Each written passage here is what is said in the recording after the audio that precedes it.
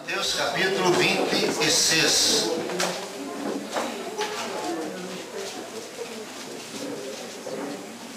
Gabriela terminar de jantar, nós vamos orar por ela, fazendo aniversário hoje. Mulherada, beleza, pastorzinho? Vou orar pela sua mãe? Não, tá bom, olha aí. Mateus capítulo 26, eu quero ler o versículo 14, 15 e 16. Amém? Está escrito assim na palavra do Senhor. Então, um dos 12, chamado Judas Iscariotes, foi ter com os príncipes dos sacerdotes e disse: que me quereis dar? Eu vou lhe entregarei. Então lhes pesaram 30 moedas de prata, e desde então buscava oportunidade para o entregar. Vou ler mais uma vez, verso 16. E desde então buscava oportunidade para o entregar. Quantos sabem que dia é hoje? Sábado de aleluia. Sábado de? Sábado de aleluia. Dia em que em vários lugares do nosso país estão fazendo o quê? Estão fazendo uma brincadeira chamada Malhação de Judas. E tudo isso, e essas coisas, né, as pessoas, hoje em dia a gente quase não vê, mas você vai em alguns lugarzinhos, né? Você vê lá no Nordeste tem. E quando o pessoal está dando aquelas pauladas naquele boneco, o pessoal está fazendo o quê? Eles estão extravasando a sua indignação pela traição de Jesus. Né?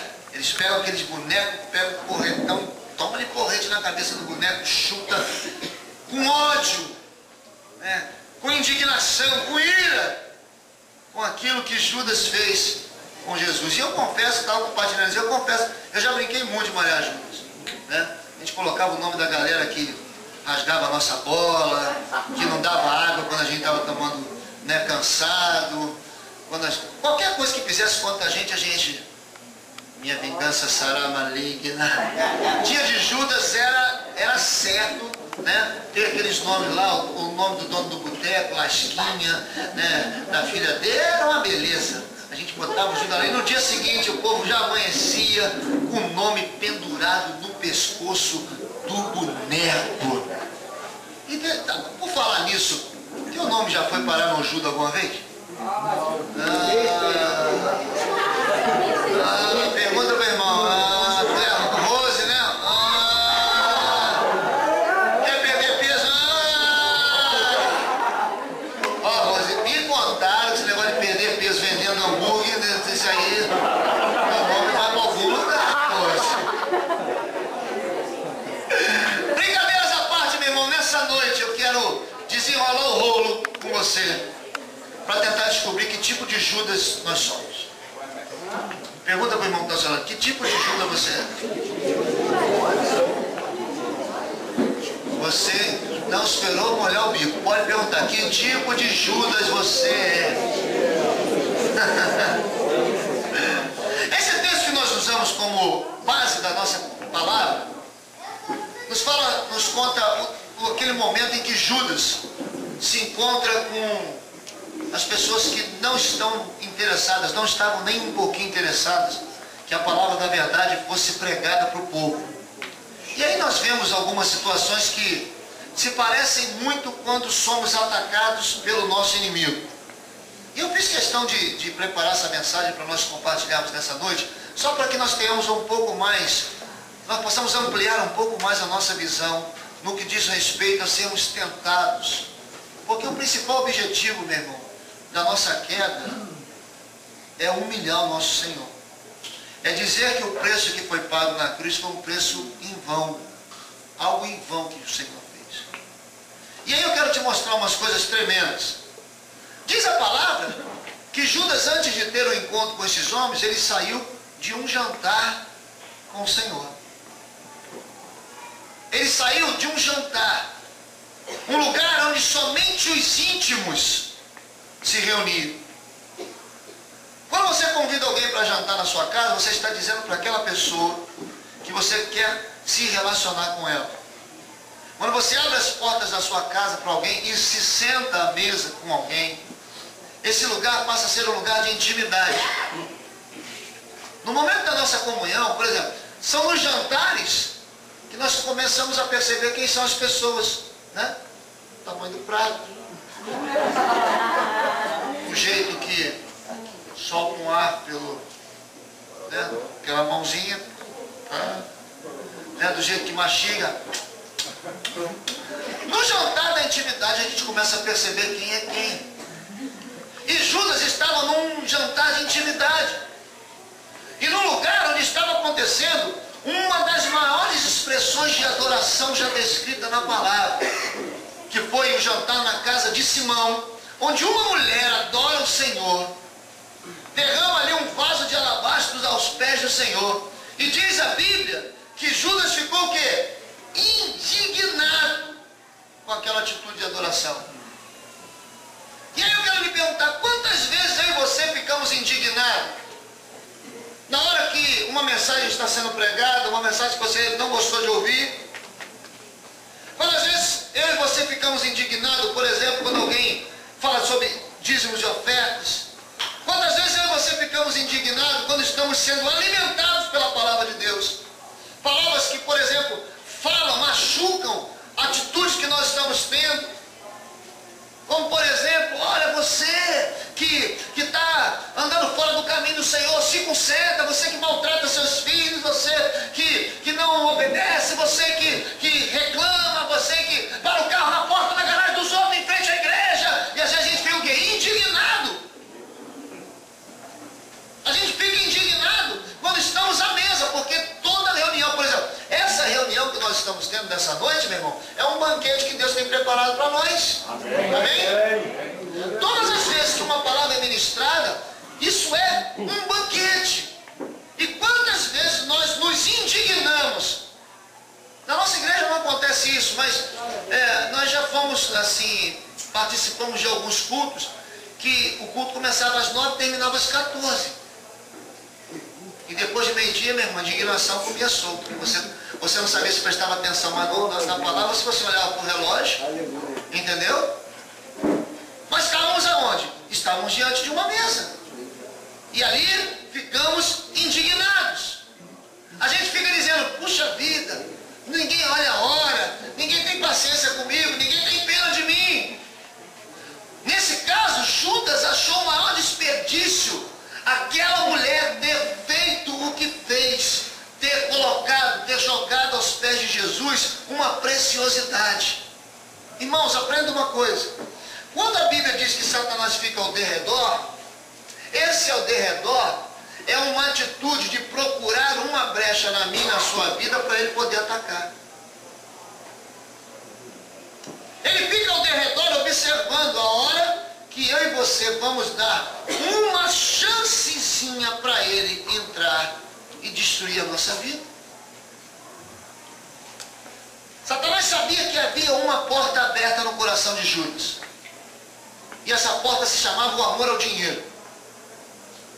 No caso de Judas, o amor ao dinheiro. E por isso, diz a história, diz a Bíblia, Satanás entrou. Em João 12,6 diz uma coisa tremenda. Diz assim, olha, ora, ele disse isso não pelo cuidado com os pobres, mas ele reclama com aquela mulher porque ele era ladrão. E tinha a bolsa aonde ele tirava o que lançava dentro da bolsa. Judas já tinha uma atitude de que ele não era um homem de bom caráter.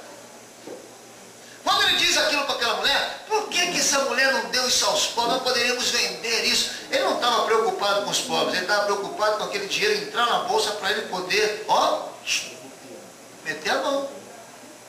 Então Satanás olhava para ele e sabia assim, tem uma fraqueza na vida desse homem. Vou esperar a oportunidade certa para atacá-lo. E aí, meu irmão, a gente pode pensar que pelo simples fato de nós estarmos na casa de Deus, nós estamos protegidos. E eu quero te dizer que não é assim não. A gente pode estar na igreja, a gente pode estar sentado à mesa com Jesus, e logo depois de comer o pão que o Senhor nos dá, podem existir brechas nas nossas vidas que vão fazer com que Satanás entre no nosso coração.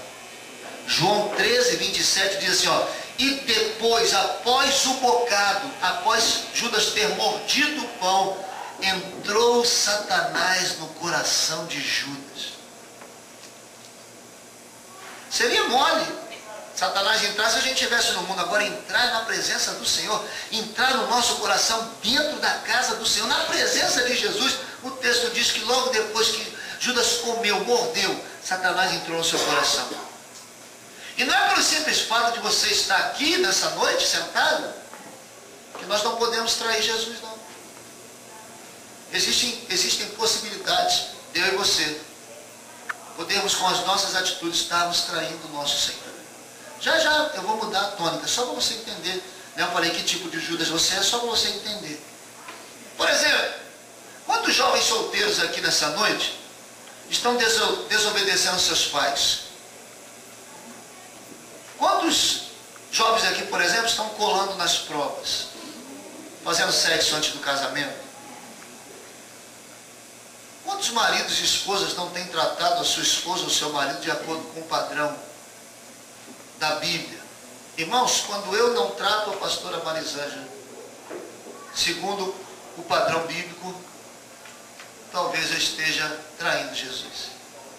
Porque é o padrão de casamento. Cristo e a igreja e Cristo. Pastor, mas peraí. Se a minha esposa é a igreja, né, se Cristo manda eu tratar a minha esposa como ele trata a igreja, é porque ele não conhece a minha esposa. Você quer coisa pior do que a igreja? Imagina, sua esposa é uma só, a igreja são pelo menos 2 ou 3. E ainda assim diz a Bíblia que Cristo tem misericórdia, Cristo tem amor, Cristo tem paciência, Cristo ensina, Cristo cuida, Cristo ama, Cristo... Você está entendendo? Amém. Então, nós podemos estar com algumas atitudes que estão fazendo com que eu e você estejamos dando brechas para que Judas, para que Satanás coloque, entre no nosso coração através das nossas brechas. O pior, que temos esse tipo de comportamento, e todo mundo sabe, todo mundo observa, menos nós mesmos. E a gente tem orgulho de dizer assim, eu sou crente, aleluia. Mas quem de verdade nos conhece fala, para ser crente igual a você, eu estou fora, prefiro estar onde eu estou. Amém? Deixa eu continuar.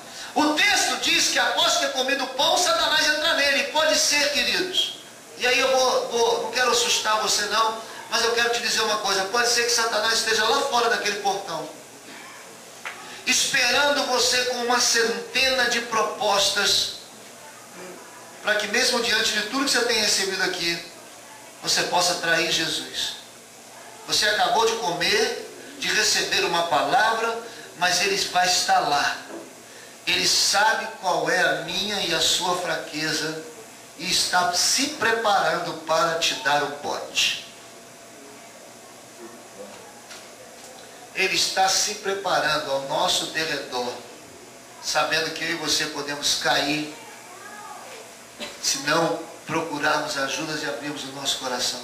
Parece que está tudo armado, mas diga para o irmão que está ao seu lado, procure ajuda antes de vender Jesus.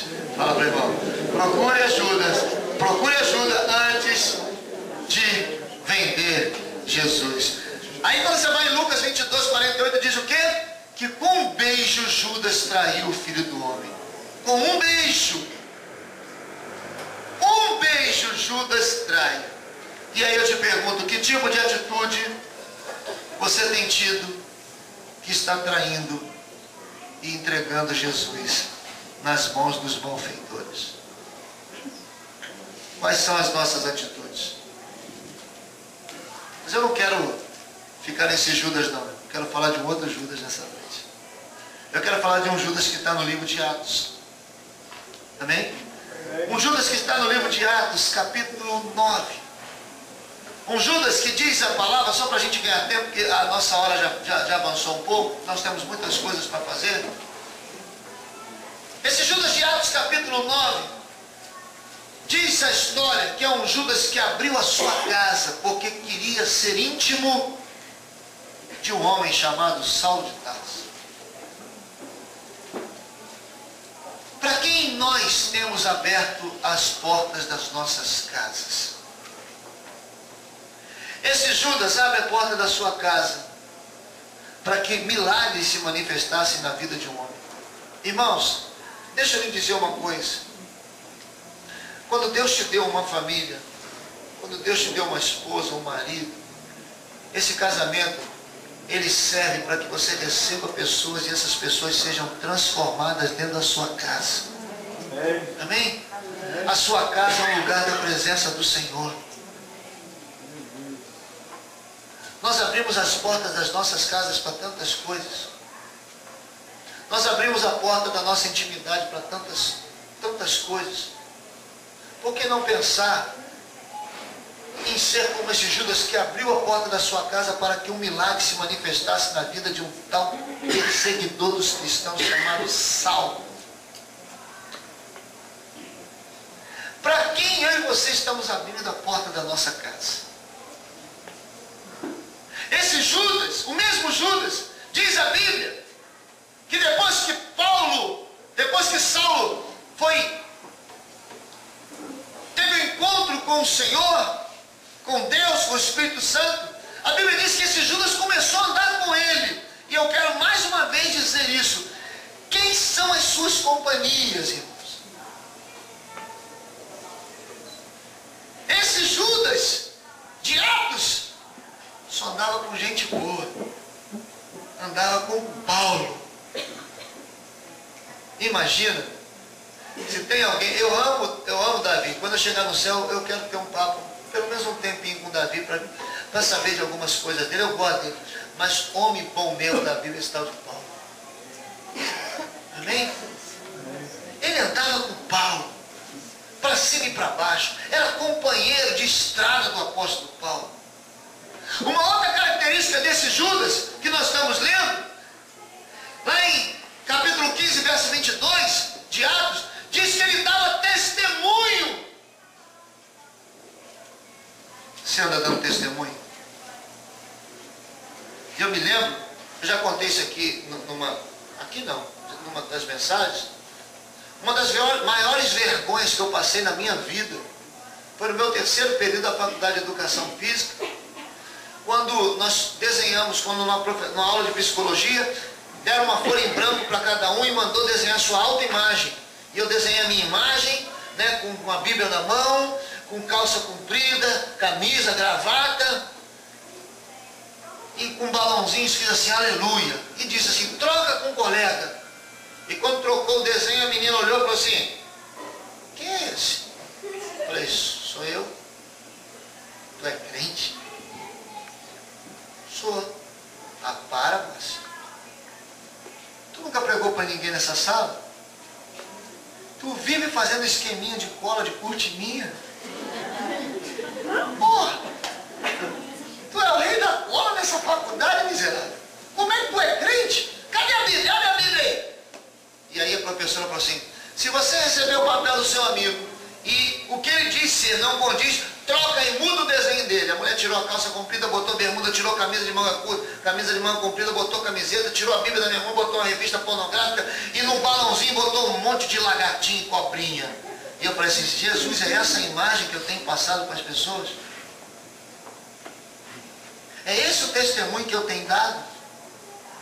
As pessoas quando olham para mim me veem assim. Esse Judas diz lá no versículo 22, ele dava testemunho. Se tem alguém do teu lado, seja honesto com ele. Honesto. No olhar você vai responder. Pergunta para o irmão assim, eu sou alguém de testemunho?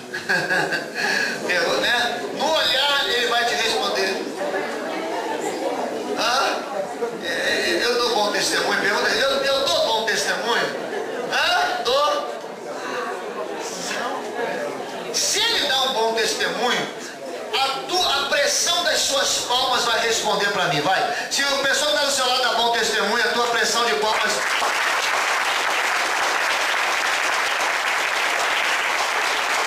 Fala pro irmão aí, tá bem na Bíblia,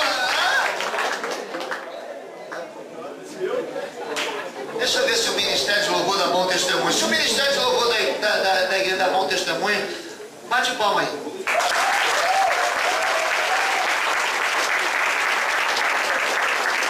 As palmas também fracas, né? Se o quarteto da igreja, né, dá bom testemunho, bate palma aí, eu quero ver.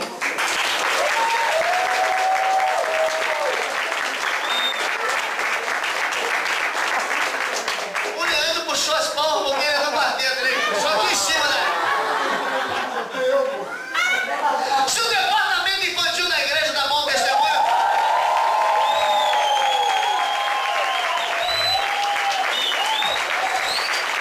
se a nossa cozinha dá bom testemunho,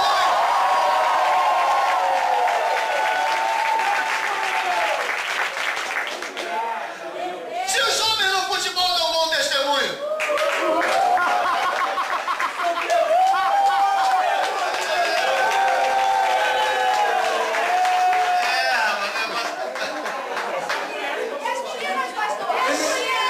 se as mulheres dão testemunho no futebol,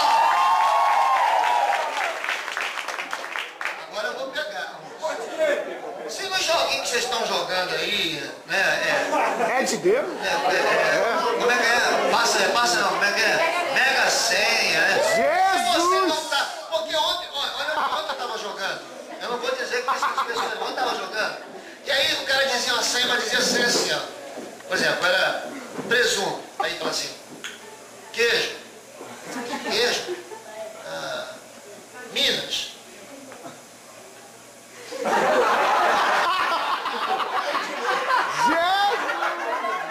falava, pi, não vale mais. Hã? Olha aí, quem é o pai dessa criança?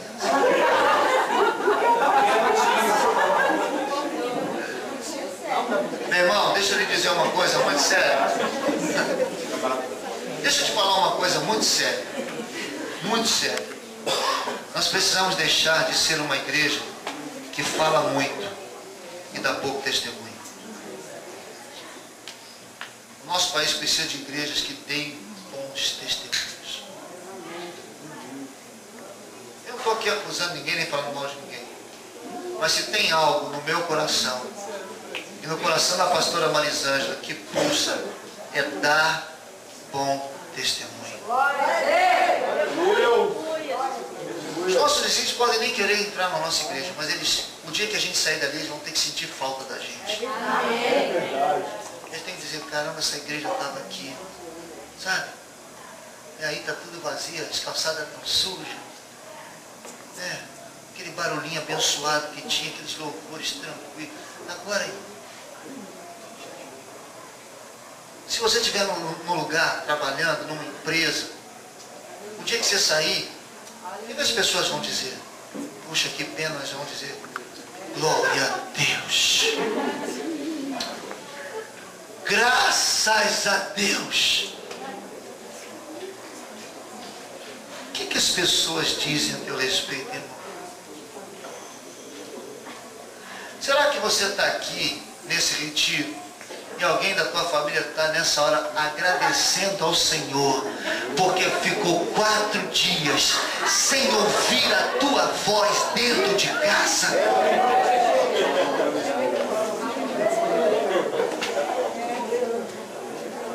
Você que está assistindo esse DVD agora, aí na sua casa, sentado na sua poltrona, o que andam falando de você? Você aí na Indonésia, na Malásia, no Afeganistão, na Tunísia, você aí, o que andam falando a teu respeito?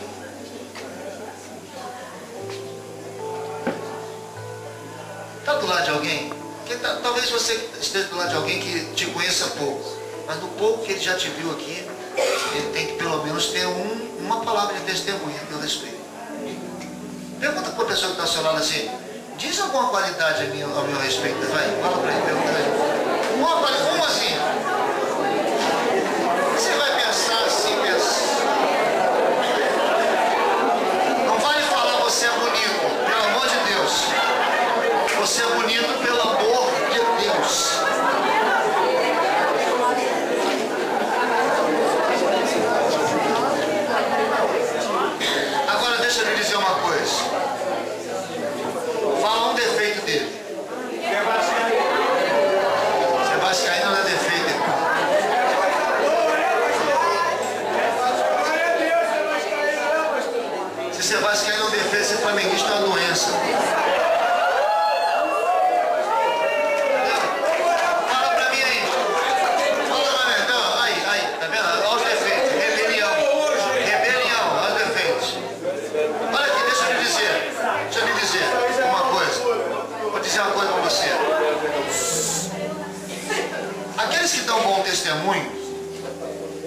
não se escondem atrás dos seus defeitos. Eles pedem ajuda. Não adianta a gente ser, eu não tenho defeito nenhum. Não, eu tenho. Por isso eu peço ajuda. Precisamos deixar de sermos orgulhosos, né? Eu me basto. Dizem que orgulho é igual ao mau hálito. Todo mundo sabe que você tem, menos você.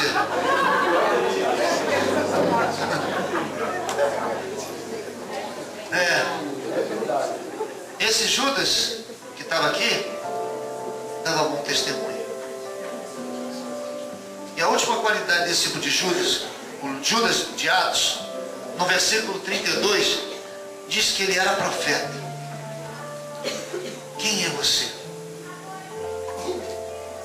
Quem é você no reino de Deus? Você não precisa ter um cargo, irmão. Irmão, aprenda uma coisa. Para eu servir ao Senhor, eu não preciso de um cargo, eu preciso de um coração. Para eu fazer alguma coisa para Deus, eu não preciso de um título, eu preciso só de um coração. Mas existem pessoas que primeiro querem ser rotuladas para depois começar a fazer. Numa fábrica de refrigerante, por exemplo, o rótulo é a última coisa que se coloca na garrafa. Primeiro coloca o líquido, depois a tampa, depois eles põem o que chamam de camisinha, que é o rótulo. Mas no reino de Deus a gente quer o inverso. Primeiro me dá o título, depois eu faço. A Bíblia diz que eles eram profetas. Eu e você somos meninas dos olhos do Senhor. A gente não precisa de título, irmão. A gente precisa só de um coração.